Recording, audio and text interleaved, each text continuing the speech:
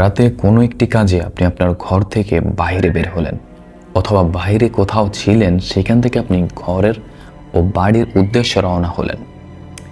আপনার এলাকায় কিংবা আপনার বাড়ির আশেপাশে কালো বিড়াল দেখার কোনো প্রশ্নই আসে না, কারণ এলাকার কেউ এরকম কালো কুচকুচে বিড়াল লালন পালন করে না।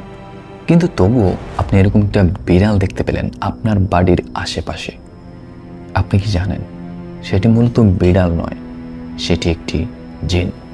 ইফরিত নামের এই ভয়ঙ্কর জিন অনেক রকমের রূপ পরিবর্তন করতে পছন্দ করে, আর এর সবচেয়ে প্রিয় রূপ হচ্ছে সাপ অথবা কালো বিড়াল।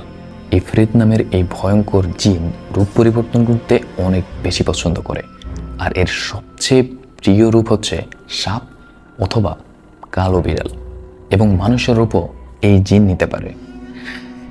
এই জিনটি ভয়ঙ্কর একটি জিন, যা শুধুমাত্র মানুষদেরকে ভয় ভীতি দেখানোর জন্যই মূলত কাজ করে থাকে। সাধারণত এরা তেমন একটা ক্ষতি করে না, তবে ক্ষতিটা ঠিক তখন করবে যখন আপনি তার কোনো ক্ষতি করবেন।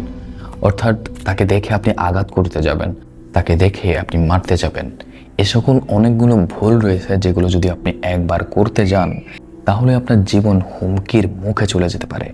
কারণ এটি জিন, আর জিনের শক্তি কত ভয়ঙ্কর তা সম্পর্কে জানতে আপনি ইউটিউব চ্যানেল কিংবা ফেসবুক পেজ কিংবা আপনি গুগলে অনেক জায়গায় সার্চ করে দেখতে পারেন যে এই জিন কতটা ভয়ঙ্কর এবং কি কি করতে পারে এই জিন। আগুন দিয়ে তৈরি এই জিন সাধারণত কোন কোন জায়গায় থাকে জানেন? পরিত্যক্ত কোনো বাড়ি, নিরিবিলি এমন কোনো জায়গা যেখানে মানুষের আনাগোনা খুবই কম। সাধারণত সেই সকল জায়গাগুলোতে আপনি এরকম কালো বিড়াল এবং এরকম প্রজাতির সাপ দেখবেন যা আপনি হয়তোবা পৃথিবীতে এর আগে কখনো দেখেননি। আপনি অবাক হবেন, এই জিন মানুষের রূপ পরিবর্তন করতে পারে। এই যে এইখানে বসে থাকা এই আমিটাকেও সে পরিবর্তন করতে পারে, অর্থাৎ রূপ চেঞ্জ করে নিয়ে আমার রূপে সে আমার বাড়িতে আসতে পারবে। এইরকম একটা জিন এই জিনটি, যাকে নিয়ে আমরা এই ভিডিওতে কথা বলছি।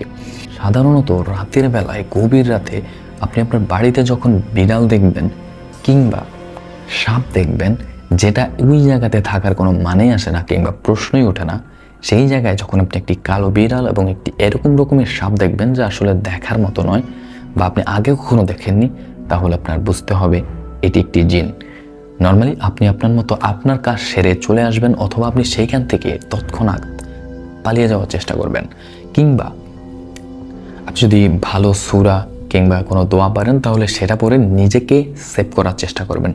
তবে মনে রাখতে হবে, কখনো ভুল করেও এই জিনের গায়ে আক্রমণ করার কিংবা কোনো আঘাত করার চেষ্টা করবেন না। যদি করেন তাহলে হয়তোবা এরপর থেকে আপনার জীবনকে জাহান্নাম বানিয়ে দিবে এই ভয়ঙ্কর জিন।